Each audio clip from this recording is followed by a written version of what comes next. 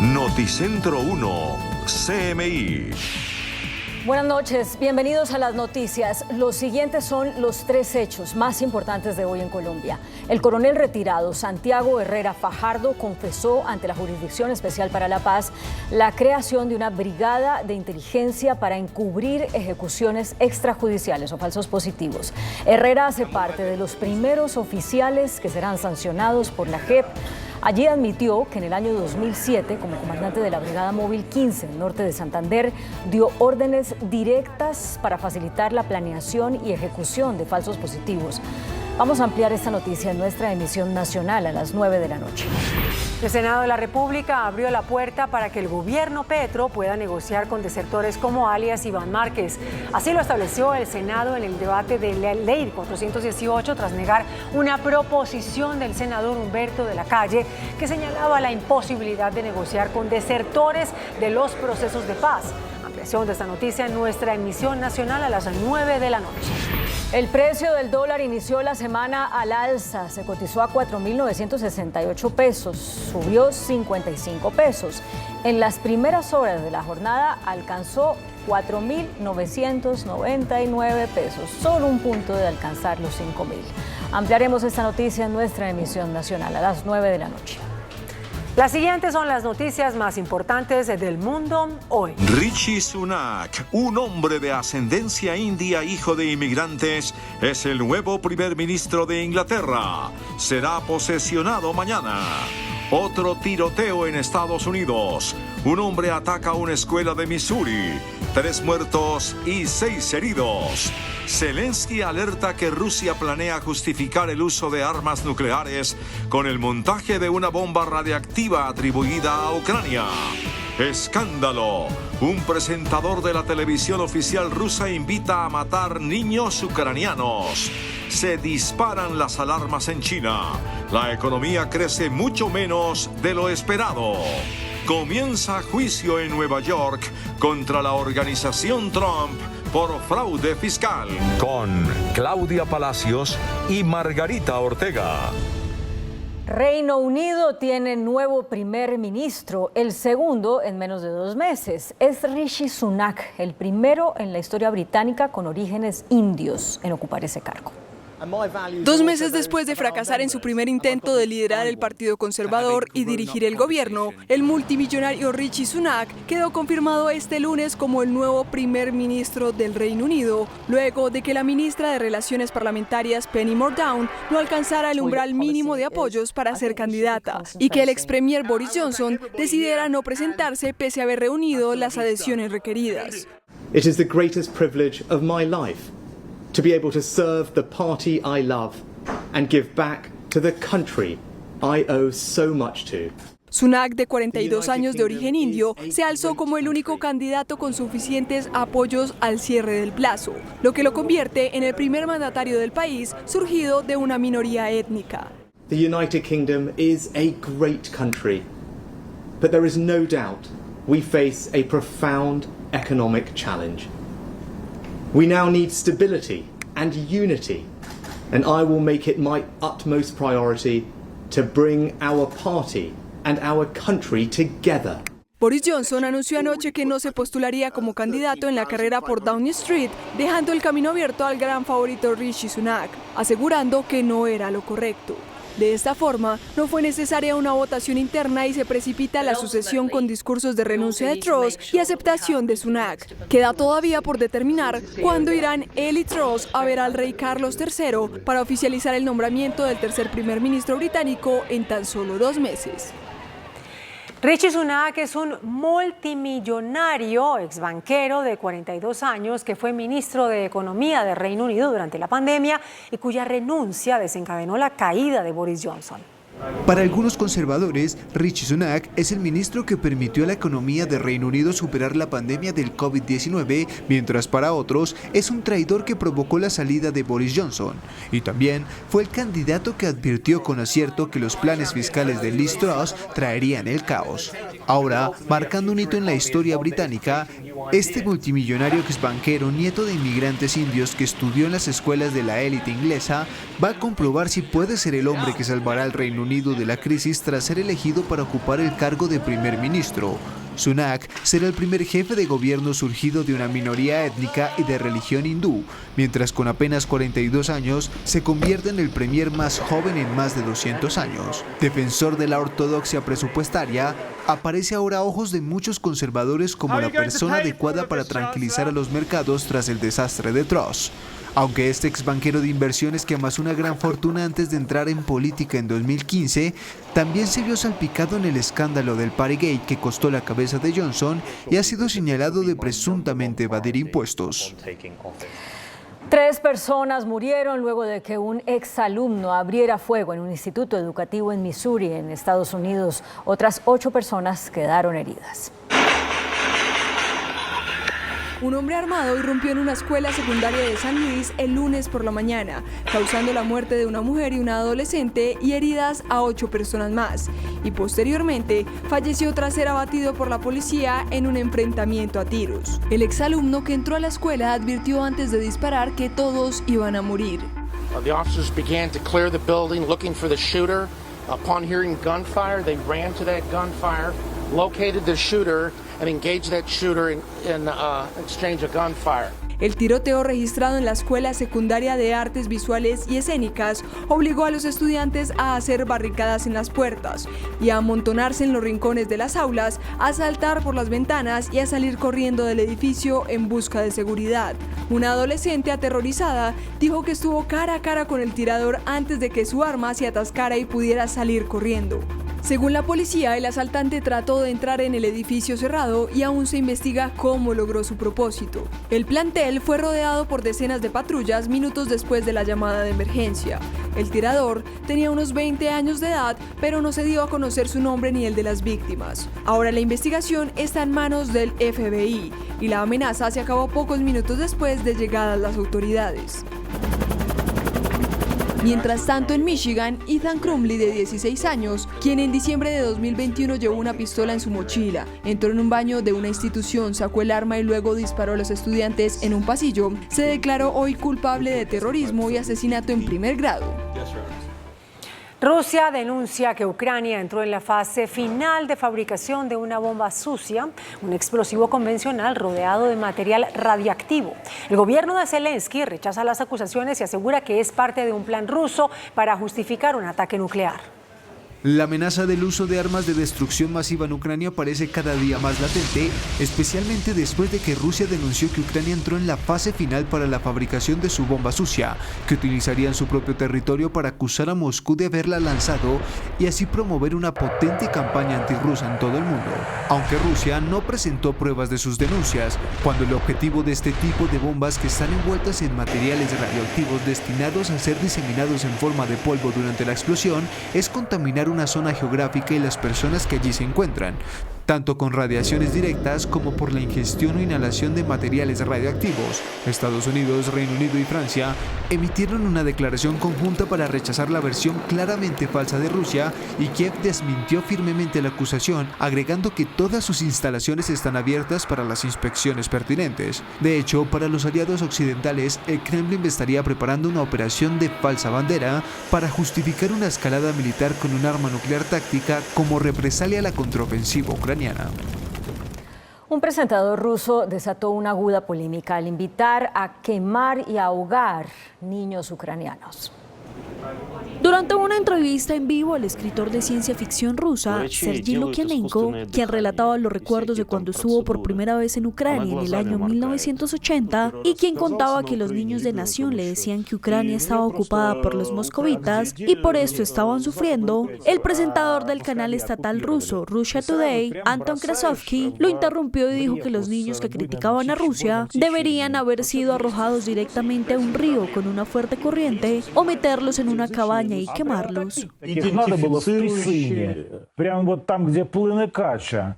Вот прям топить этих детей, топить. Это не прям ваш в метод. Тесыне. Это не ваш метод, поэтому вы интеллигентные люди и писатели-фантасты. El presentador fue despedido de inmediato. Por su lado, la directora del canal RT, Margarita Simonian, comentó sobre lo ocurrido en su cuenta de Telegram, diciendo que las declaraciones de Krasovsky eran salvajes y repugnantes. Hay alerta en China por su bajo crecimiento económico. La economía de la potencia asiática registró un crecimiento de 3.9% interanual en el tercer trimestre, un registro muy por debajo de la expectativa que situaba este indicador por encima del 5%. El presidente de China, Xi Jinping, aseguró un tercer mandato como líder supremo del gigante asiático y consolidó así su lugar como el gobernante chino más poderoso desde Mao Zedong. Tras sentar las bases para gobernar más de una década con la eliminación del límite de 2 mandatos para la presidencia en 2018, la tercera reelección de Xi Jinping como líder supremo chino abre las puertas a una presidencia sin límites temporales, potencialmente vitalicia y con la mayor concentración de poder de la historia china, al menos en las últimas 3 décadas. También la elección de los 7 miembros del comité permanente del máximo organismo ejecutivo que dirige el país, con solo hombres fieles y obedientes partidarios del gobernante chino más poderoso desde Mao Zedong, confirma la desaparición de la dirección colectiva y de un cierto pluralismo interno que había animado los liderazgos de sus antecesores, como Hu Jintao, quien gobernó China entre 2003 y 2013 y quien en un inédito hecho fue expulsado de la ceremonia de clausura del Congreso del Partido Comunista. Medios de todo el mundo captaron cómo el expresidente fue levantado por guardas de seguridad del lugar donde estaba sentado en primera fila junto a Xi, con quien intentó mantener un breve intercambio, mientras este le respondió sin mirarle, y finalmente el exmandatario fue escoltado a la salida. Los otros asistentes ni se inmutaron y aún no se han explicado los motivos del incidente. Por ahora, Xi Jinping consolida su estatus central en el pensamiento político dentro del Partido Comunista Chino y al arranque de su tercer mandato enfrenta duros desafíos cuando la segunda economía más grande del mundo se desacelera y crece la frustración por su política de cero COVID, mientras la brecha entre Oriente y Occidente se hace cada vez más grande, exacerbada por el apoyo de Xi a su homólogo ruso Vladimir Putin y las crecientes tensiones sobre Taiwán. Comenzó hoy en Nueva York el juicio contra la organización de Donald Trump por presunto fraude fiscal. El juicio penal que inició hoy con la selección del jurado y que está previsto dure 2 semanas es el resultado de una investigación de la Fiscalía neoyorquina sobre supuestas irregularidades en las cuentas de la empresa de Trump desde 2005, así como de sus ejecutivos que ocultaron recursos públicos y recibieron compensaciones salariales. Una vez que se seleccione el jurado, se prevé que el juicio dure más de un mes y que tenga como testigo clave a Allen Weisselberg, el exdirector financiero de la organización Trump, que estaba acusado en este caso y que pactó declararse culpable con la fiscalía. Israel firmará este jueves un histórico acuerdo marítimo con el Líbano. El acuerdo de demarcación entre ambas naciones se llevará a cabo para resolver una vieja disputa sobre sus fronteras marítimas que puede desbloquear la explotación de recursos energéticos como el gas. Esto abre una nueva etapa para 2 países que técnicamente siguen en guerra. Human Rights Watch instó al gobierno Petro a promover la restitución de derechos humanos en Venezuela. Mediante una carta, la organización instó al presidente colombiano para que en el marco del restablecimiento de las relaciones diplomáticas con el gobierno de Nicolás Maduro se mantenga firmemente enfocado en abordar la crisis humanitaria y que pida además al vecino país que cese la complicidad con el ELN. Google desarrolló un robot que juega tenis de mesa. Google es mucho más que un buscador o una cuenta de correo electrónico porque también tienen una división enfocada a la inteligencia artificial donde desarrollan distintos avances tecnológicos, sobre todo robots, y uno de ellos con el objetivo de ganarle a cualquiera que se le ponga al frente en tenis de mesa. Aunque el proyecto, llamado I Seem to Real, no solo se trata de ping pong, sino más bien de construir un sistema robótico que pueda trabajar con y alrededor de un comportamiento humano de ritmo rápido y relativamente impredecible. De hecho, el robot ha tenido la capacidad de llevar a cabo un rally de 340 golpes contra su oponente. También fue capaz de devolver la pelota a diferentes regiones, no con precisión matemática, pero lo suficientemente bien para poder comenzar a ejecutar una estrategia. Muy buenas noches. Cada día crece más el número de traslados de los fondos privados de pensiones a Colpensiones. ¿Por qué? Nuestro invitado de esta noche es el doctor Javier Guzmán. Él es presidente encargado de Colpensiones. Gracias por aceptar esa invitación. ¿A qué se debe ese fenómeno, doctor Guzmán? Yamid, buenas noches. En principio, el fenómeno se debe a que el beneficio que le entrega Colpensiones en este momento, el régimen de prima media, es mucho mejor al que pueden obtener con los ahorros en los fondos privados de pensiones. Las demandas se deben a que las personas que debieron haber tomado la decisión de trasladarse faltando 10 años, no lo hicieron. Y en este momento, a través de los jueces, están buscando tener este beneficio. No, bueno, pero de todas maneras, la Corte Suprema dictó un fallo, declarando que si no hubo buena información cuando decidieron ir al fondo de pensiones, fondo privado, o continuar en Colpensiones, deberían tener buena información y salirse de uno de los fondos o a Colpensiones. En principio, la Corte Suprema indica que como las personas no fueron bien asesoradas en los fondos privados, no pudieron tomar la decisión adecuada. Y por eso dictó esta sentencia que les permite, si el fondo privado no puede demostrar que se le hizo una buena asesoría, la persona se puede trasladar a los fondos. Nosotros en este momento hemos tenido más de 56.000 demandas, de las cuales ya se han decidido 22.000. ¿56.000? Sí, señor. ¿De personas afiliadas a fondos? Sí. ¿Que quieren ir a Colpensiones? Sí. De las cuales ya se han decidido 22.000. ¿A favor? A favor de las personas. ¿Y el resto? El resto hay como 2.000 demandas que no fueron aceptadas, y el resto de demandas, que son más o menos unas 32.000, en este momento están en proceso de decisión por parte de los jueces. ¿Y en qué consiste el proceso? El proceso consiste en que las personas colocan la demanda indicando que no fueron bien asesorados por parte de los fondos. Se analiza, los jueces analizan, y si no se le demuestra al juez que hubo una buena asesoría en su momento, el juez indica o permite, digamos, que la persona se pueda trasladar. ¿Quién tiene que demostrar que sí hubo buena asesoría por parte de los fondos? Según lo que indica la Corte Suprema de Justicia hoy, los fondos privados.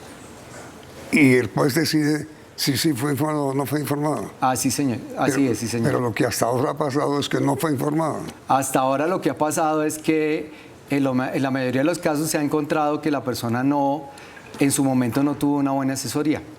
Quiero contarle, Yamil, que este tema ha cambiado desde el 2016, en donde se creó la doble asesoría, que es un mecanismo en donde las personas van al fondo privado y a Colpensiones y se les hace la doble asesoría, y en ese momento él tiene la información para decidir dónde le va mejor, si en un fondo privado o en Colpensiones. Estas demandas en general son anteriores a la doble asesoría. ¿Y por qué, doctor Guzmán, la mayor parte de la gente, según las cifras suyas, está pidiendo que la devuelvan a Colpensiones para no seguir en los fondos? Porque el beneficio que tienen estas personas que están demandando, es mucho mejor, o van a tener un mejor beneficio en Colpensiones de lo que tendrían en un fondo privado. ¿En todos los casos? No, en todos los casos no. Cada caso es individual, cada caso es único, y por eso el tema de la doble asesoría y la importancia de hacerla, porque esta es la que le va a decir a una persona si debe quedarse en un fondo privado o debe irse para Colpensiones. Pero, a ver, doctor Guzmán, usted en este caso es juez y parte, lo entiendo, pues porque usted es presidente de Colpensiones, luego desearía que todo el mundo fuera a Colpensiones. Pero si no lo fuera, como ciudadano, partiendo de la base de que usted es un hombre que da un consejo honesto, ¿a quién le aconsejaría, a qué tipo de persona le aconsejaría a usted que siguiera los fondos? Nosotros tenemos un sistema muy raro, Yamid, porque es que en general las personas que no se van a pensionar les va mejor estando en un fondo privado. Porque en un fondo privado tienen los dineros que tienen rendimientos, mientras que en Colpensiones nosotros entregamos una indemnización sustitutiva que es la devolución de los aportes por inflación. Le voy a poner un ejemplo más o menos. Mientras en un fondo privado una persona podría recibir 25 millones de pesos de devolución de saldos por no pensionarse, en Colpensiones le vamos a devolver 7 o 8. Entonces a esas personas les va mejor estando en un fondo privado. Pero mire también que una persona de salario mínimo le podría ir mejor en un fondo privado. En este momento tiene la posibilidad de pensionarse con 1.150 semanas en un fondo privado, mientras que en Colpensiones necesitan 1.300. Pero a ver, eso es las personas que no quieren pensionarse. Pero ¿quién no va a querer pensionarse? Todos queremos pensionarnos. Lo que pasa es que todos no llegamos a tener los requisitos mínimos para pensionarse. Los estudios indican que si una persona llega a los 50 años y tiene menos de 500 semanas cotizadas, que la gran mayoría de los colombianos, no va a tener una pensión. Pero ahí hay beneficio creado por el ministro, ¿cómo se llama? El pasado mucho trabajo. Por el ministro Cabrera y por el ministro Pardo también. Claro, que en donde crearon los BEPS, que son beneficios especiales. Son beneficios económicos periódicos. Y mire, Pero por eso, si uno ahorra, pues sí. Esta es una alternativa que está teniendo ahora las personas vulnerables para poder llegar, en caso de no tener una pensión, tener un ingreso en la vejez que está por debajo del salario mínimo, pero también en este momento tienen la posibilidad de que los ahorros que están haciendo en beneficios económicos periódicos los puedes trasladar a través de un sistema de equivalencias y se pueden convertir en semanas. Y le cuento que ya la semana pasada, dimos la primera pensión de vejez de una señora en Medellín que completó las 1.300 semanas gracias al ahorro que hizo en beneficios económicos periódicos en los BEPS. Es un muy buen ejemplo para quienes nos están viendo y que están a punto de pensionarse. Ahorren en BEPS. Es un buen ejemplo para todas las personas que tienen la posibilidad de ahorrar en BEPS, porque estas semanas, en este momento o en adelante, le van a servir para cumplir los requisitos que pueda necesitar para pensionarse. Si una persona es destituida antes del periodo debido en que debe ser protegida, también tiene la posibilidad de acceder a los BEPS. Todas las personas que están en el régimen subsidiado y los beneficiarios del contributivo pueden acceder a BEPS. En el caso que usted me pone, si la persona cumple alguno de estos requisitos, si fue destituida, pues no está trabajando, entonces lo más probable es que sea beneficiaria de una persona. Si esa persona es beneficiaria, puede ingresar a BEPS y puede ahorrar en el programa. ¿Y cuál es el ahorro mínimo y cuál es el ahorro máximo en BEPS? Una persona puede ahorrar hoy desde 5.000 pesos hasta 1.390.000 pesos. Mire, le voy a poner un ejemplo. Si una persona ahorra 1 millón de pesos este año en BEPS. ¿1 millón en un año? En un año, sí. Como quiera, sí. Va a tener la posibilidad de tener 32 semanas equivalentes. Es decir, ese millón de pesos se le va a poder convertir en 32 semanas. Si una persona ahorra lo máximo que se puede ahorrar en este momento, que es 1.390.000 pesos, esa persona va a tener la posibilidad de tener 45 semanas aproximadamente de pensión. Entonces es un muy buen beneficio el que puede tener en este momento ahorrando en BEPS. Para esas personas que no están cotizando en pensión y que por lo tanto pueden estar ahorrando en BEPS en este momento. Con todo respeto, yo creo, con respeto le repito, que la gente informal no tiene idea de ese beneficio, porque estarían pues ahorrando en BEPS para poder pensionarse. El decreto, el ministro Cabrera, el ministro Ángel Custodio, se firmó en los últimos días de agosto, digamos en agosto de este año. Es un decreto que nosotros duramos trabajando casi 6 años, prácticamente desde que el ministro Rafael Pardo estaba de ministro del Trabajo. Duramos 6 años trabajando este decreto. Es un decreto nuevo que en este momento da la posibilidad de que las personas puedan coger los ahorros que tienen en BEPS, trasladarlo a semanas, si eso les ayuda a tener una pensión. ¿Y ese decreto cuándo salió? Salió en agosto de este año. ¿Hace 3 meses? Hace 3 meses, sí. Tampoco señor. Lo conocí.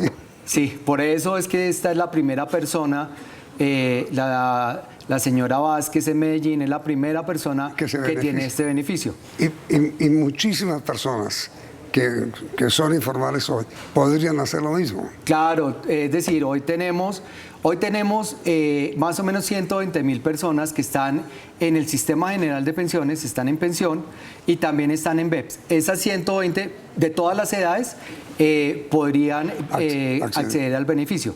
Es más, ahí más o menos nosotros contamos unas 6.000 personas que el próximo año tenemos que empezar a buscar, que nosotros creemos que podrían cumplir con el beneficio o que estarían muy cerca.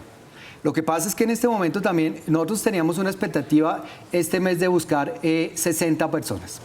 De esas 60 personas que ya tenían la edad y tenían las semanas y tenían ahorros en BEPS, ya encontramos muchas que se pensionaron. Y por eso nosotros estamos en el plan de buscarlas, de encontrarlas y contarles acerca de este beneficio. Es más, ya tenemos una segunda persona en Cali que va a tener esta prestación económica, que va a tener este beneficio, que además es un caso muy bonito porque también va a tener semanas públicas porque trabajó con las fuerzas militares. Entonces va a tener una parte trabajada en el sector público, lo que cotizó con Colpensiones o con el Seguro Social y estos ahorros en BEPS. Pero con todo respeto, ahí sí en serio, ¿cómo es posible que en un país como el nuestro ocurra eso? Que el Estado tenga que salir a buscar a 70 personas para decirles, usted ya está pensionado. Yamil, nosotros precisamente como el decreto es muy nuevo, estamos empezando a hacer todas las labores de publicidad para contarles a las personas de este beneficio que existe hoy. Pero lo que yo quiero decir como me pregunta, doctor Rosman, es, deben ser miles de personas que están en esa situación. Nosotros hoy tenemos 1.700.000 personas que afiliadas a BEPS, de las cuales muchas pueden empezar a hacer este ahorro para lograr el beneficio. Puede ser que este año o el otro o en 2 años, pero la verdad es una posibilidad muy grande que se abre para un grupo poblacional de escasos recursos de tener una prestación económica que sin BEPS no la van a poder tener. ¿Cuánto hay ahorrado en BEPS? Respóndame, por favor, después de comercial.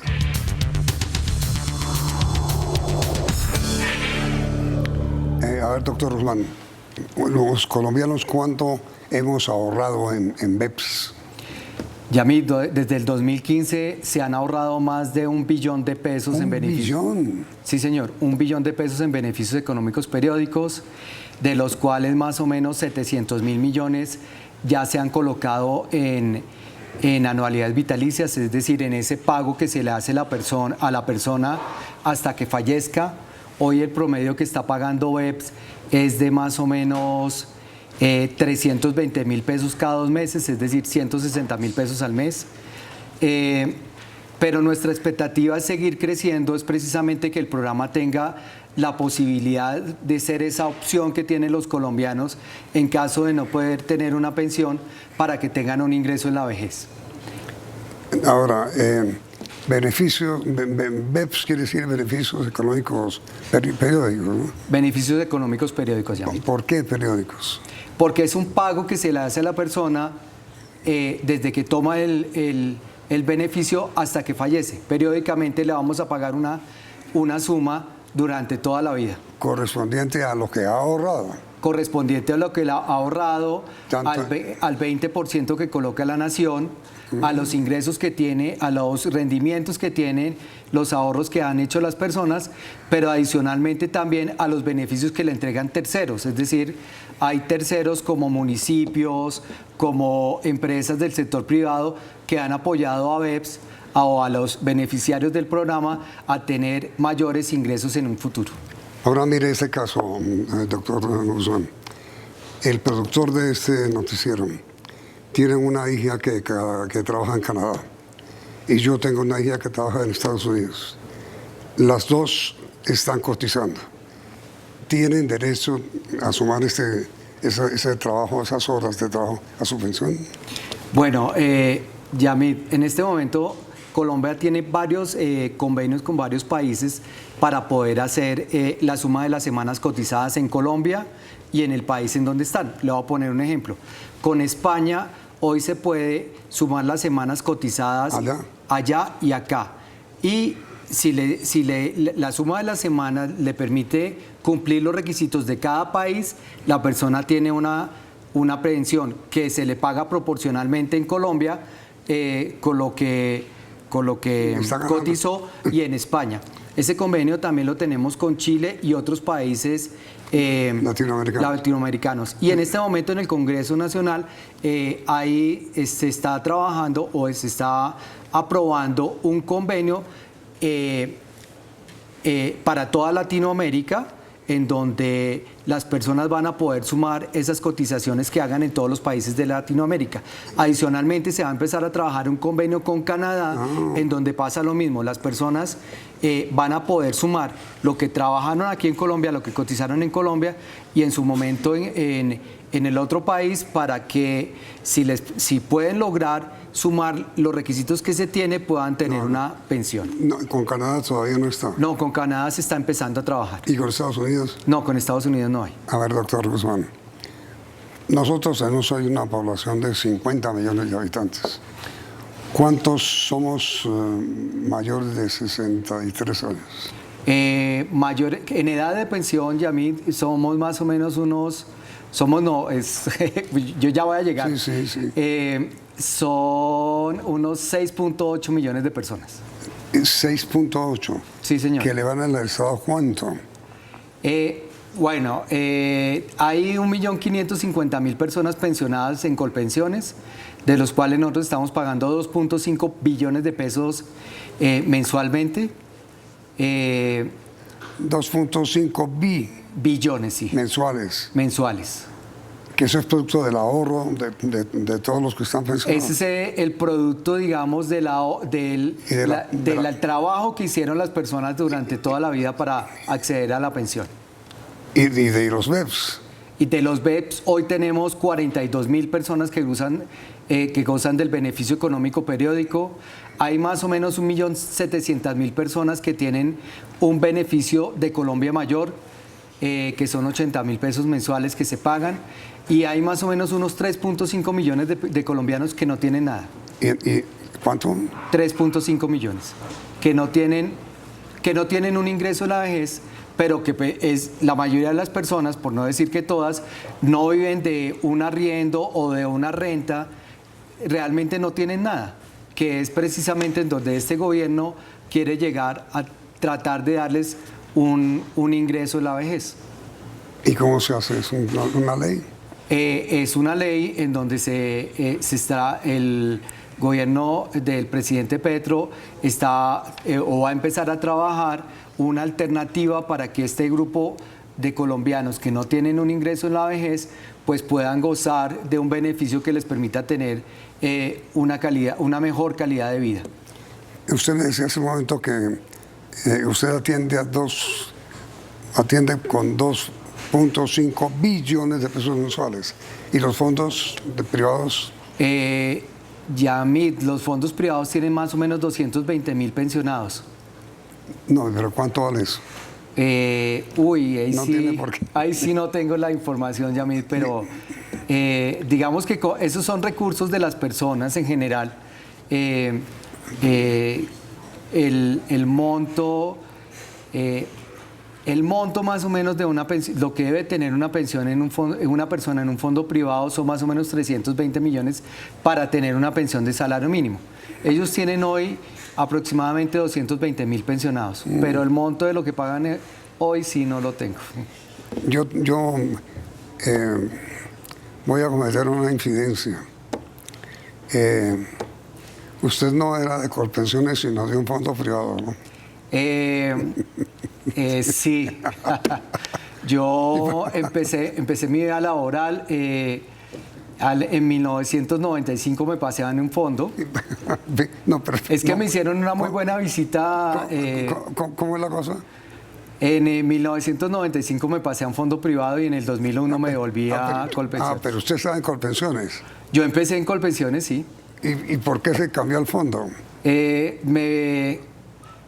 La verdad, en ese momento tenía una amiga que era una asesora comercial de un fondo y entonces por eso me pasé a un fondo. ¿Mala amiga? No, era una buena amiga. No, pero digo mala consejera, en el sentido que fue lo que dijo la Corte. Si usted no ha sido bien asesorado. Sí, Yamil, lo que pasa es que en ese momento, digamos, todavía uno tiene una expectativa laboral muy grande, entonces podría haber una posibilidad de tener una buena prestación económica en un fondo, pero ya después uno hace sus cálculos y se da cuenta que en Colpensiones le va mejor, o en ese momento en el Seguro Social. Entonces, por una mala asesoría, usted se fue a Colpensión, a Fondo de Ahorro. Sí. Pero otra buena asesoría esta vez se regresó a Colpensiones. Sí, señor, así es. ¿Así es? Sí, señor. Pero ¿cómo así? ¿Usted estaba afiliado a un fondo y fue nombrado director de Colpensiones?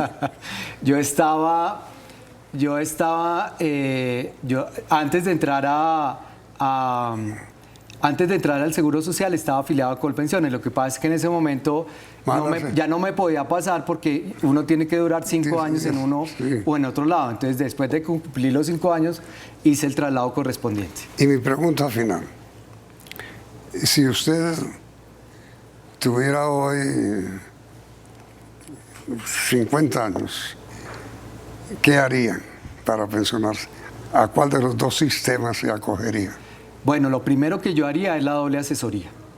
Porque la doble asesoría, no, es que esto es muy importante, Yamil, porque esta es una... No, claro que esto sí. es algo que el sistema no tenía hace 10 años. Entonces, al hacer la doble asesoría, tanto el fondo privado como Colpensiones me va a indicar en dónde debo estar. Y ahí es donde yo voy a poder tomar, o la persona va a poder tomar la decisión de en dónde le va a ir mejor. Que es la gran decisión que tomó la Corte Suprema. Que en su momento es la decisión que tomó precisamente porque como antes no existía la doble asesoría, las personas no tenían ese beneficio que tienen hoy para saber en dónde le va mejor. Que si usted o su amiga la hubiera tenido, no lo habría conducido a cometer el error. El error, digo, pues... sí, digamos que en ese momento podía ser una buena opción.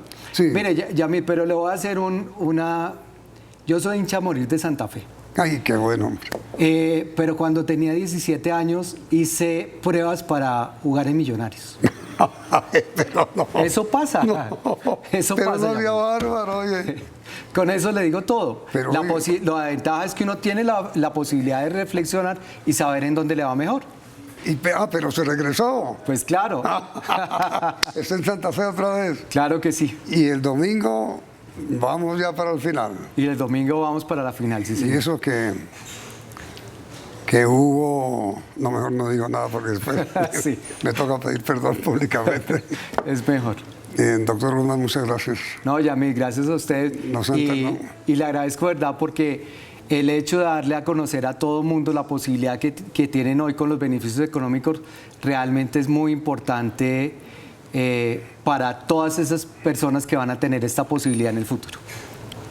Pues las personas que nos están sintonizando, que tienen una duda sobre si fondos o Colpensiones, tienen ahí un elemento de juicio para tomar la decisión.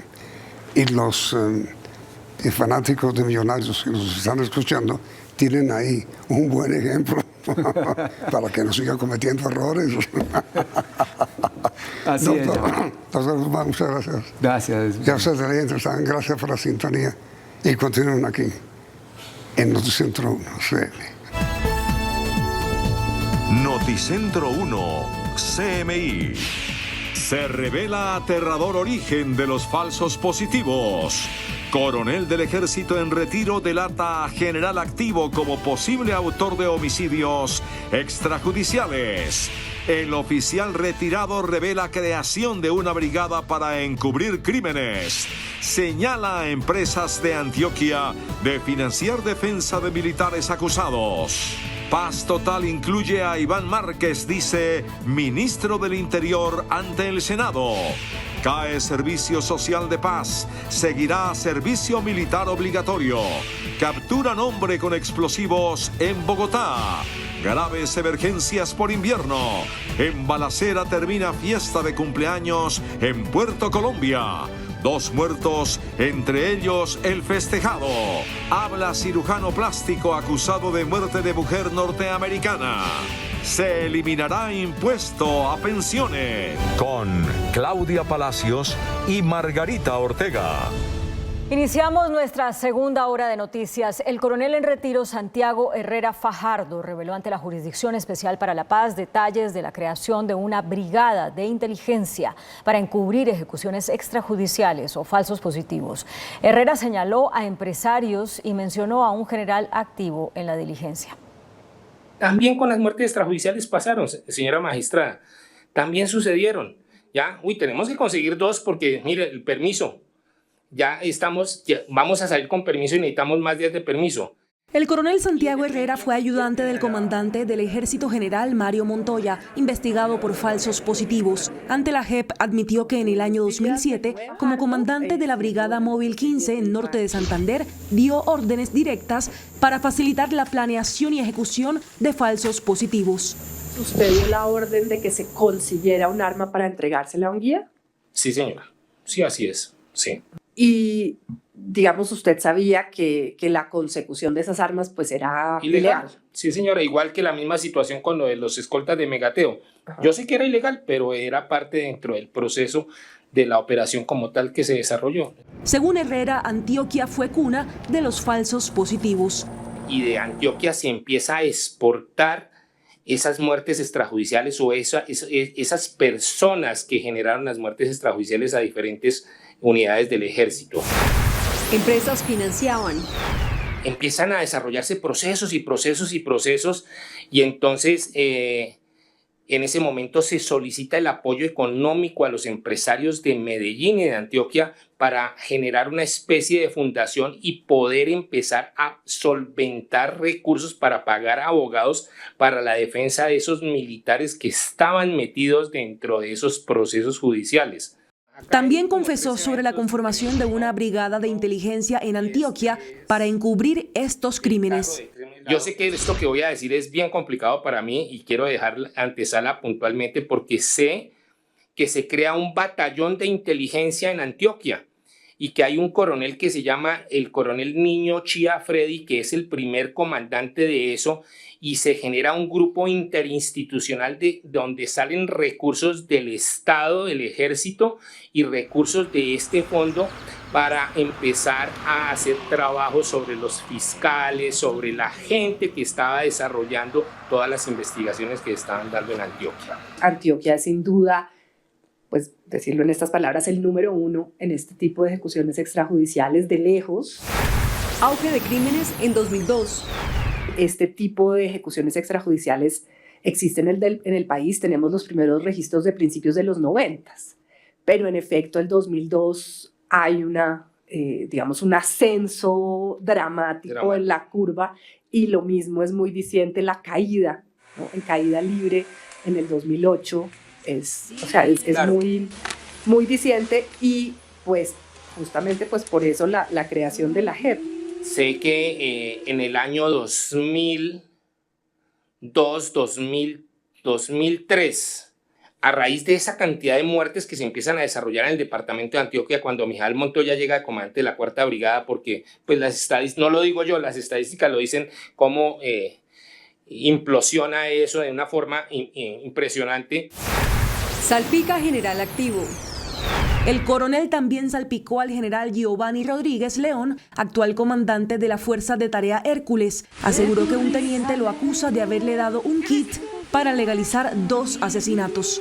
Vamos ahora a los hechos donde estaría comprometido este señor que hoy es general Giovanni Rodríguez León y él le habría entregado entonces el kit que es el arma básicamente. Armas y me imagino que uniforme o alguna cosa que hayan entregado al respecto. Dice el coronel que un subteniente lo autorizó a contar que el general Giovanni Rodríguez, designado recientemente por el presidente Gustavo Petro en la línea de mando del ejército, encubrió los asesinatos de alias Elber y alias Frijolito. De esto que estoy hablándole, yo me senté con él y le dije, yo puedo hablar esto en la JEP. Me dijo, háblelo, mi coronel. Ahí participa el sargento Morales, el soldado que dispara y los mata es el soldado Baloyes y hay un cabo que es el cabo Hincapié que había salido herido, que luego sale herido después y participan todos esos muchachos en eso. Herrera también aseguró que algunos falsos positivos se financiaban con los llamados gastos reservados. La legalización de los gastos era mentirosa, era falsa. Entonces, ¿qué hacía usted? Usted legalizaba con eventos anteriores a lo que estaba legalizándose la plata. Y entonces, además de eso, aparece la mala práctica de alguien de la CIOCA que dijo, venga, mandémosle hojas en papel blanco a los comandantes de batallón para legalizar la plata, consígase la firma y la cédula de un informante y legalizamos la plata. Y eso desprendió en la mala práctica. Y si usted lo va a ver, señora magistrada, no solo pasó en la Móvil 15, pasó en todos los lados. Guerra jurídica. La Jurisdicción Especial para la Paz advirtió que el coronel Herrera aportó información relevante sobre los orígenes del concepto de guerra jurídica que propició el encubrimiento de prácticas criminales y de la estigmatización de la sociedad civil y defensores de derechos humanos. Nosotros cuando estoy haciendo curso de teniente para capitán, tuvimos un profesor que llamaba Ideologías Políticas, que era este señor que fue director del DAS. El director del DAS. Si así se da cuenta, en vez de decir oveja negra, dice abeja negra, y es editorial de las FARC y nos tenía 10 manuales y mire cómo nos están haciendo la guerra jurídica, y era algo que se daba, yo lo viví de teniente a capitán. Narváez, José Miguel Narváez. Doctor Narváez. El coronel Herrera es bogotano y el último cargo que ocupó fue el de jefe de Estado Mayor de la 5ª División del Ejército. Estuvo detenido 6 años y próximamente será uno de los primeros oficiales sancionados por la JEP. El Senado respaldó el plan de paz total del presidente Petro al aprobar la Ley de Orden Público y rechazar una propuesta que pretendía excluir de las futuras negociaciones a la segunda Marquetalia de Iván Márquez. El Senado de la República aprobó esta noche en tercer debate la Ley de Orden Público, que es el marco legal con el cual el gobierno del presidente Gustavo Petro podrá iniciar negociaciones de paz con los grupos armados ilegales. El punto de mayor controversia en la jornada de hoy fue una propuesta del exnegociador de paz con las FARC, hoy en día senador Humberto de la Calle, quien planteó que los grupos desertores de los anteriores acuerdos de paz, y todo el mundo entendió que es la segunda Marquetalia de Iván Márquez, no podría tener negociación política ni beneficios jurídicos ni socioeconómicos, como es lo que está planteando el gobierno. Esto llevó al ministro del Interior, al doctor Alfonso Prada, a afirmar que con esa propuesta de Humberto de la Calle, medio país entraría en guerra y no habría paz total. Lo que dije hoy en la plenaria del Senado es que echar la llave, cerrar la puerta y echar la llave al mar, dejando estructuras abiertas que generen violencia en Colombia, es un error histórico en perspectiva de paz total, una gran equivocación. Lo que tenemos es la llave. Ahora, esa llave se la entrega el Senado hoy, vamos a ver mañana en la Cámara, al presidente Gustavo Petro. Esa llave abre la puerta del diálogo. ¿En qué condiciones pueden entrar al diálogo? El alto comisionado las irá y el gobierno las irá señalando, porque tiene que haber gestos de querer hacerlo de verdad, realmente, y por eso van a tener que tener gestos con la sociedad colombiana para poder comenzar un proceso de diálogo. Pero si hay gestos de la segunda Marquetalia, ¿será incluida en ello? Lo que estamos reclamando de todos los actores, yo insisto en que reducirlo a un grupo, reducirlo a un nombre es un error.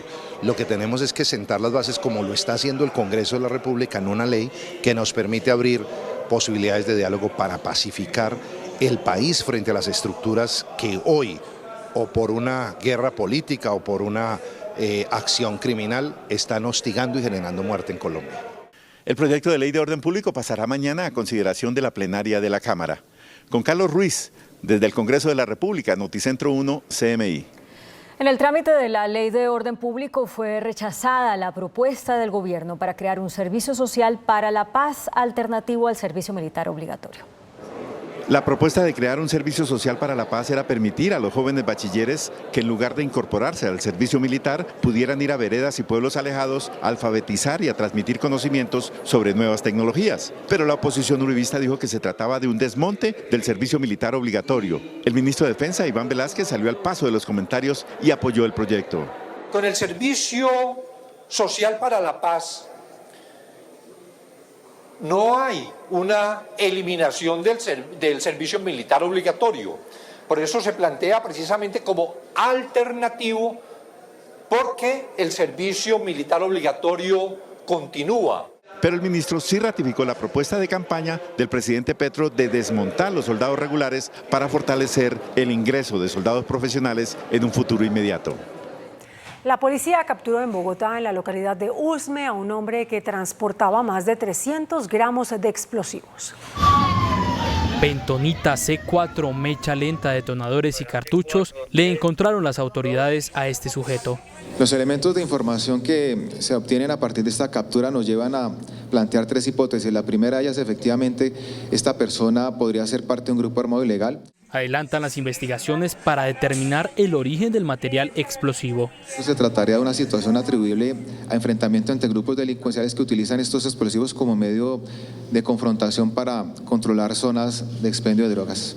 Para la policía, con este operativo se logró evitar una tragedia en la ciudad.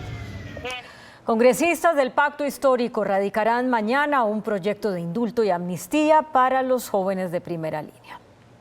El proyecto, conocido por Noticentro 1 CMI, busca que un juez revise cada caso y resuelva el beneficio de indulto o amnistía en el plazo máximo de un mes.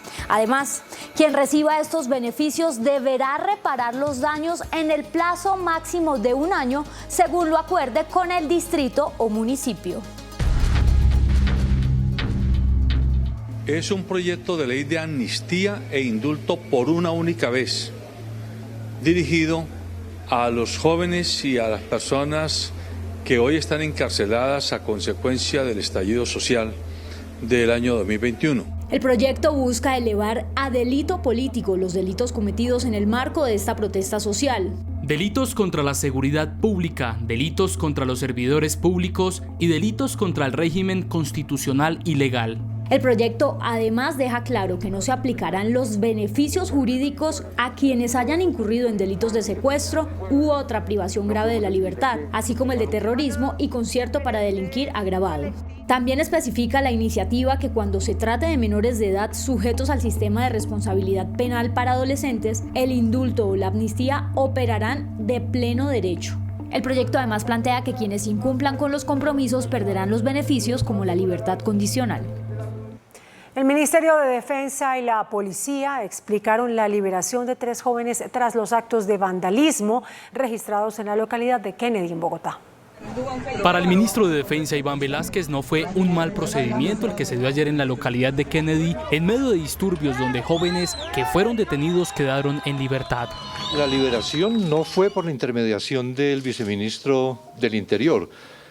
La liberación, en lo que me informó el general Sanabria, y casi que en el mismo momento de la decisión, era por la insuficiencia probatoria para presentarlos ante un juez. Por su parte, la Procuraduría abrió indagación previa por la captura de 2 ciudadanos en protestas de la primera línea en Bogotá. La alcaldesa Claudia López cuestionó la libertad de los presuntos responsables de actos vandálicos en el Portal de las Américas. La alcaldesa Claudia López, sin mencionar al viceministro del Interior Gustavo García, criticó la puesta en libertad de los manifestantes capturados durante las protestas en el Portal Américas. Ninguna democracia es estable ni legítima si los ciudadanos pueden difundir cómo se agrede a sus gestores de convivencia, cómo se agrede a la policía, y quienes lo hacen quedan libres e impunes. Para la mandataria, es facultad de la justicia absolver o castigar a las personas detenidas. No es la impunidad la que nos va a dar seguridad ni tranquilidad, es la justicia. La alcaldesa hizo estas declaraciones durante la entrega del colegio Abel Rodríguez en la localidad de Engativá. Las fuertes lluvias siguen provocando emergencias en diferentes regiones. Un derrumbe sepultó 2 motocicletas y bloqueó el paso que comunica Medellín con el corregimiento Santa Elena. La tierra ingresó a varias viviendas. En el barrio El Poblado, un vehículo quedó atrapado en medio de una inundación que bloqueó la salida de decenas de personas que se encontraban en un almacén de cadena. Organismos de socorro atienden 9 puntos críticos en varias quebradas que reportaron niveles altos. Las fuertes y continuas lluvias causan estragos en 24 municipios del Valle del Cauca, sobre todo por deslizamientos de tierra e inundación de vías rurales. Las precipitaciones también han causado anegación de cultivos y barreras para la movilización de los productos campesinos en la zona centro y norte del departamento. El oriente y el norte del departamento de Caldas son las zonas más afectadas por las fuertes lluvias de las últimas horas, en las que se han presentado inundaciones, deslizamientos de tierra y afectaciones en varios municipios. En total son cerca de 10 casas evacuadas en los municipios más afectados, teniendo que salir más de 15 familias. La Fiscalía del Cauca notificó al Cuerpo de Bomberos de Popayán de la desaparición de 2 personas tras la creciente de 2 quebradas. La gobernación del departamento atiende las emergencias viales con varios bancos de maquinaria amarilla, pero los deslizamientos han sobrepasado las capacidades. Una verdadera emergencia vive el municipio de Bosconia luego de los torrenciales aguaceros que arrasaron literalmente con viviendas, electrodomésticos y vehículos, dejando a más de 20.000 damnificados y 14 barrios inundados. Los municipios del Banco Magdalena, Chimichagua y El Paso Cesar quedaron incomunicados por la caída de un puente en el sector El Guamo, dejando a más de 40.000 habitantes incomunicados. Por culpa de las imparables lluvias, hoy en Santander 13 municipios amanecieron en alerta roja, 34 en calamidad pública y el resto en alerta naranja. 3 vías nacionales registran cierres parciales y totales. Con la entrega de ayudas se trabaja en un censo final de damnificados que será entregado al presidente Petro durante su visita este miércoles al departamento. Se instaló la mesa de concertación laboral en la que, además del ajuste al salario mínimo, se discutirá la eliminación de los contratos de prestación de servicios. Al término de la primera reunión, la Comisión de Concertación anunció que no solo se va a discutir el aumento al sueldo mínimo, sino también soluciones a la alta informalidad. Hemos agregado una mesa más, que es la de empleo y empleabilidad, que es muy importante para reflexionar sobre los problemas agudos que hoy tiene el país, tanto en materia de empleo como en materia de informalidad. Este año se comenzarán a discutir profundas reformas laboral y pensional. Es el Estatuto del Trabajo y segundo con la reforma pensional, además de una mesa adicional a petición de las centrales obreras para estudiar los decretos y leyes que lleguen a la mesa como tal. Las centrales obreras proponen un paquete de decretos que incluyan la prohibición de los contratos de prestación de servicios. Quienes cumplan funciones permanentes deben de ser de planta en una entidad. 2. La reparación colectiva al movimiento sindical.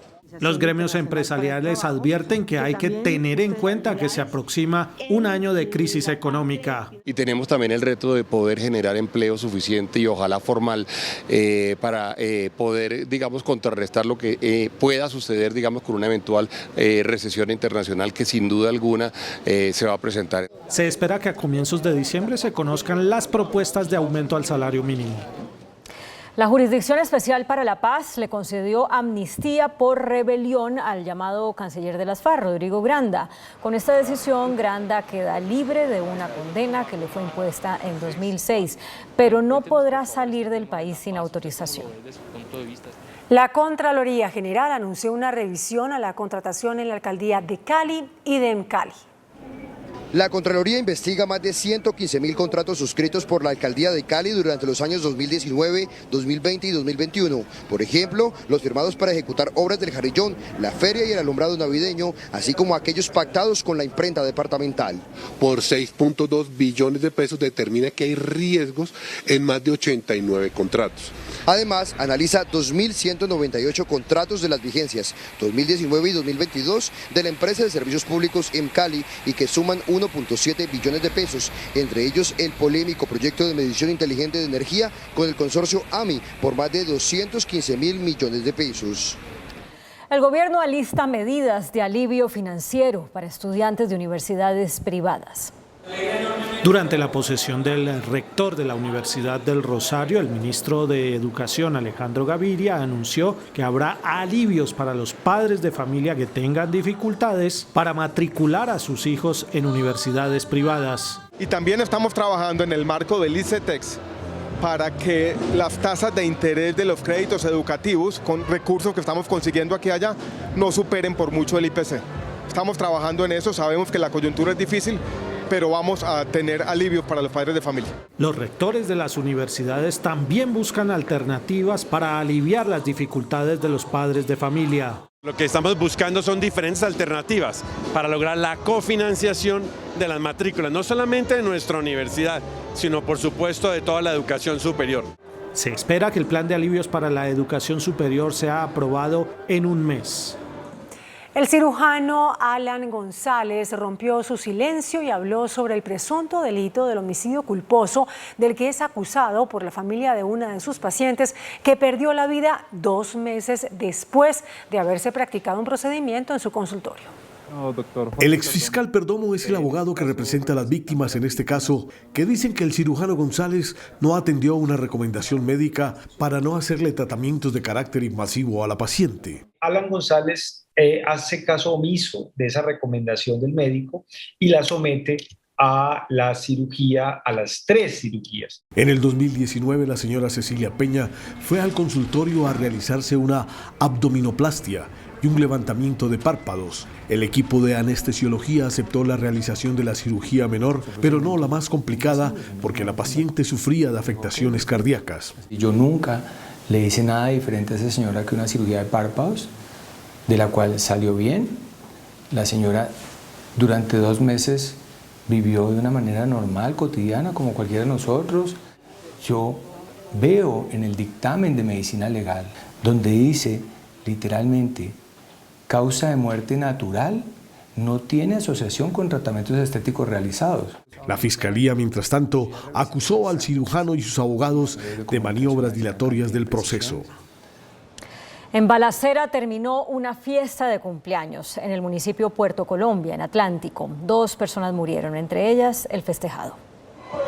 En una cabaña turística, en un sitio exclusivo del balneario de Salgar, en jurisdicción de Puerto Colombia, Atlántico, se presentó la riña y posterior balacera. Hasta armas de largo alcance fueron captadas por testigos que en medio del temor grabaron los momentos de la cinematográfica balacera. Al interior de una cabaña, en una actividad de esparcimiento, se enfrenta un grupo de personas con arma de fuego. Estas personas estaban departiendo momentos antes y por una discusión terminaron envueltos en un hecho de sangre. Uno de los fallecidos era el cumplimentado. El joven Jonathan Ospino Montero cumplía 23 años de edad. La Fiscalía formulará cargos al exgerente de Transmilenio, Jairo Pérez, por presuntas irregularidades en el contrato de recaudo en el Sistema Integrado de Transporte. El ente investigador le formulará cargos al exgerente de Transmilenio, Jairo Fernando Páez, y a la entonces representante legal de Recaudo Bogotá, Nora Cero, por las presuntas irregularidades en la contratación del convenio para la recolección de dinero de los pasajes de Transmilenio y el Sistema Integrado de Transporte en la capital. Las inconsistencias tienen que ver con un conflicto de intereses de los empresarios Ríos Velilla y la falta de revisión sobre quiénes se quedaban con el millonario convenio, según la Fiscalía. Del Sistema Integrado de Recaudo, Control de Información y Servicio al Usuario, CIRSI, suscrito entre Jairo Fernando Páez Mendieta. Los empresarios Ríos Velilla ya fueron llamados a juicio, mientras que el exgerente de Transmilenio tendrá que responder este martes ante un juez por el delito de contrato sin cumplimiento de los requisitos legales. A partir de mañana y por 60 días, la Contraloría de Bogotá revisará la contratación en la Secretaría de Salud de la capital. A partir de mañana, la Contraloría Distrital le pondrá la lupa a toda la contratación de la Secretaría de Salud. En una auditoría especial que se extenderá por 60 días, el organismo de control revisará minuciosamente los millonarios contratos suscritos desde el 2020 por el Fondo Financiero de Salud. En el ojo de la Contraloría estará la compra de 100 teléfonos fijos por más de 3 millones de pesos cuando en el mercado se conseguían a 196.000. Nos duele muchísimo cómo se malversan los recursos de la salud. Así como presuntos sobrecostos superiores al 200% en la compra de digiturnos y plantas de energía. Esto es supremamente grave. Yo estoy colocando mañana el denuncio penal ante la Fiscalía General de la Nación. Aunque el distrito aclaró que se devolvieron los equipos y se frenaron los millonarios pagos, el contrato por más de 20.000 millones de pesos será objeto de revisión. Reino Unido tiene nuevo primer ministro, Rishi Sunak. 3 personas murieron en un tiroteo en un instituto de San Luis, en Missouri.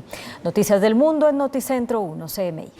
2 meses después de fracasar en su primer intento de liderar el Partido Conservador y dirigir el gobierno, el multimillonario Rishi Sunak quedó confirmado este lunes como el nuevo primer ministro del Reino Unido, luego de que la ministra de Relaciones Parlamentarias, Penny Mordaunt, no alcanzara el umbral mínimo de apoyos para ser candidata y que el ex premier Boris Johnson decidiera no presentarse pese a haber reunido las adhesiones requeridas. Un hombre armado irrumpió en una escuela secundaria de San Luis en el estado de Missouri, causando la muerte de una mujer y un adolescente y dejando heridas a 8 personas más. El atacante falleció tras ser abatido por la policía en un enfrentamiento a tiros. El periodista Anton Krasovsky, presentador del canal estatal ruso Russia Today, durante una entrevista en vivo a un escritor de ciencia ficción rusa, hizo una fuerte declaración en donde llamaba a quemar y ahogar niños ucranianos.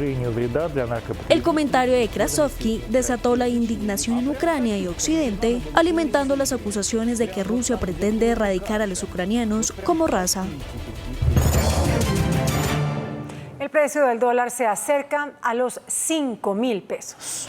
Esta semana arrancó el precio del dólar con tendencia al alza y se cotizó en promedio a 4.968 pesos, lo que significó un alza de 55 pesos frente al cierre del pasado viernes. Se llegó a máximos históricos de 4.999 pesos, cerca a la barrera de los 5.000 pesos, monto que podría tocarse en las operaciones de mañana martes. Parte de la evaluación del peso es un fenómeno global y lo otro es esa preocupación frente a los anuncios de política del tema del futuro de la industria de hidrocarburos. El precio del dólar seguirá presionando bienes importados, entre ellos los alimentos. Cuando usted tiene mayor presión de costos de producción y si a eso le sumamos el impacto del mayor costo del crédito por el incremento en las tasas de interés, pues usted lo que va a tener es una asfixia desde el punto de vista productivo. La tendencia al alza se mantendría esta semana. El artículo de la reforma tributaria que grava las pensiones superiores a los 13 millones de pesos sería eliminado del proyecto. En la Casa de Nariño mañana está prevista una reunión entre el presidente Gustavo Petro y los ponentes coordinadores de la reforma tributaria. Allí, los delegados de los diferentes partidos le propondrán al jefe de Estado eliminar el artículo que grava las pensiones, incluso a partir de 13 millones de pesos. Lo de pensiones es un artículo que tiene mucho consenso entre todas las bancadas en que lo revisemos. Se va a revisar a fondo y creo que va a ser una de los aspectos que en la plenaria se podrían dilucidar en favor de los pensionados. Según los coordinadores ponentes, con el gravamen a las pensiones no es mucho lo que se recoge y sí se lesionan derechos adquiridos. El presidente Petro tiene la última palabra. La Asamblea Extraordinaria de Accionistas de Ecopetrol eligió nueva junta directiva de la compañía. Los cambios propuestos surgen con la llegada del nuevo gobierno y que el propio Ministerio de Hacienda se encargó de la plancha de candidatos, los cuales se pusieron a consideración de la Asamblea Extraordinaria de Accionistas. La junta, conformada por 9 miembros, mantiene a Esteban Piedrahita, Sergio Restrepo, Santiago Perdomo y el representante de los accionistas minoritarios, Carlos Gustavo Cano. Llegan al grupo Gonzalo Hernández, Mónica de Greif, Mauricio Cabrera, Saúl Catán y Sandra Ospina. Tienen las mejores condiciones y calidades para seguir, yo creo, en términos de Ecopetrol con la dirección que se ha trazado. La nueva junta de Ecopetrol será la que determine si habrá cambios misionales y estructurales, entre ellos la presidencia a cargo de Felipe Bayón. Pero independientemente de lo que piense Felipe Bayón, y lo he dicho, y a usted personalmente hace algunos meses, lo importante son las organizaciones y las instituciones. Los que salieron: Luigi Echeverry, que ejercía como presidente de la Junta, Germán Quintero, representante de las regiones, además de Cecilia María Vélez, y se ocupa el renglón de Juan Emilio Posada, hoy presidente de Interconexión Eléctrica ISA. El ministro de Hacienda, José Antonio Ocampo, pidió fortalecer la cooperación de América Latina en el marco de la reunión de la CEPAL. Desde Buenos Aires, Argentina, donde se desarrollan las sesiones de la Comisión Económica para América Latina, la CEPAL, el ministro de Hacienda, José Antonio Ocampo, invitó a la construcción de estrategias que fortalezcan la cooperación regional. El funcionario explicó que la actual coyuntura de altas tasas de interés ha elevado la financiación externa, lo que obliga a buscar instrumentos, entre ellos la banca multilateral. Capitalice el BID, ayude a capitalizar el BID, porque si no, ese instrumento, y que se olvide esa teoría tonta que hay en el mundo internacional de que los países de renta media no necesitamos los bancos multilaterales de desarrollo. El funcionario instó a revivir las emisiones especiales de giro para hacerle frente a la coyuntura y reducir los niveles de deuda de América Latina. Para apoyar esta coyuntura tan compleja que estamos viviendo en el mundo entero. El ministro Ocampo insistió en inversiones específicas para el cambio climático y la transición energética. El índice de capitalización de la bolsa, que mide el comportamiento de las 20 principales acciones, cerró a la baja. El índice selectivo MSCI Colcap de la Bolsa de Valores de Colombia bajó 2,92% a 1.195 puntos. La acción de AB Villas fue la que más subió, con una valorización de 5,92% a 3.400 pesos. La acción de Conconcreto fue la que más bajó, con una pérdida de 7,08% a 223 pesos. La acción más negociada de la jornada fue la de Ecopetrol, al movilizar más de 17.000 millones de pesos, con una variación negativa de 2,25% a 2.300 pesos. El café se mantuvo estable. Indicadores económicos en Noticentro 1, CMI. La tasa representativa del mercado que regirá para mañana martes será de 4.968 pesos con 94 centavos. Los profesionales del cambio compran la divisa en promedio en 4.820 pesos y la venden en 4.920 pesos. Un euro cuesta 4.927 pesos con 50 centavos. La libra de café en Nueva York se cotizó a $1 con 90 centavos. El azúcar se transó en 18,12 centavos de dólar la libra. El barril de petróleo WTI se cotizó en $84 con 80 centavos. La referencia Brent para Colombia se cotizó en $91 con 46 centavos. Una acción de Ecopetrol cuesta 2.300 pesos. El Ministerio de Educación le renovó la acreditación institucional multicampus en alta calidad a la Universidad Santo Tomás por un periodo de 8 años. Inició un trabajo conjunto con toda la comunidad universitaria para trazar desde su planeación estratégica una ruta de mejoramiento del 2016 al 2030. De acuerdo con el rector general Fray José Gabriel Mesa Angulo, este reconocimiento, más que una celebración, es una responsabilidad y alto compromiso académico. En los próximos años nos enfocaremos, entre otros, en 5 aspectos principales. 1. Transformación digital. 2. Fortalecimiento de procesos de inclusión educativa, pedagógica y psicosocial. 3. Más presencia en regiones. 4. Apropiación social del conocimiento.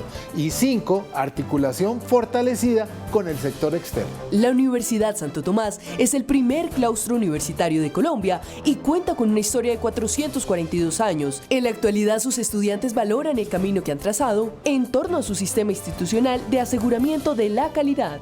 Ha significado poder confiar en la calidad educativa e investigativa de la universidad, en el buen manejo de los recursos, en la estructura de los currículum de las facultades, en la visión humanista hacia profesores y estudiantes y además en la posibilidad de migrar a otras seccionales sin que eso implique la disminución en la calidad. Tenemos mejoras en todas nuestras funciones sustantivas para ofrecer al país una educación de alta calidad con un alto compromiso con la transformación social de nuestro país.